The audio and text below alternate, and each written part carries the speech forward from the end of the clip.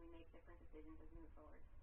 Well, with that said, I would appreciate if you could provide the committee with the analysis that you indicate did occur, that after losing $35 million in their first year, I'd have to presume that analysis would include such things as the difference in the, I would hope, much higher rates charged in 2015.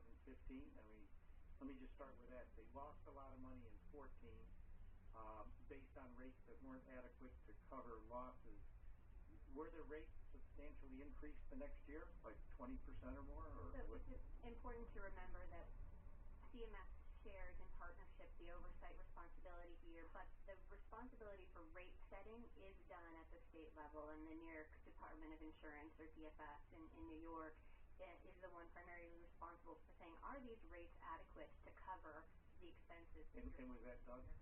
So they do their own rate review in New York. As you know, New York also runs its own exchange. So from our perspective at CMS, we do oversight in terms of the financial stability of the program, according actually with how OIG recommended our additional enhanced oversight. But the rates themselves are set by New York, by the company, and then approved by the State Department of Insurance. So do you know how much were the rates increased for 15? I know that they did get I don't have off the top of my head, but I know they did request and were granted a rate increase for 2015.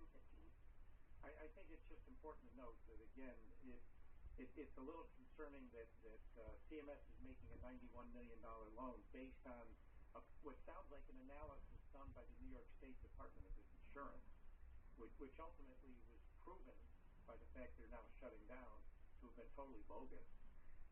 So if you could share that information back to the committee, I think we could learn something from that. I'd be happy to provide that. And I certainly appreciate that. And Ms. Jarman, my office sending you a letter to ask for even a more thorough investigation of what happened in New York State and what we may learn from the failures of the New York State co-op. And again, thank you for that. And with that, I'll recognize Ranking Member DeGette for 5 minutes.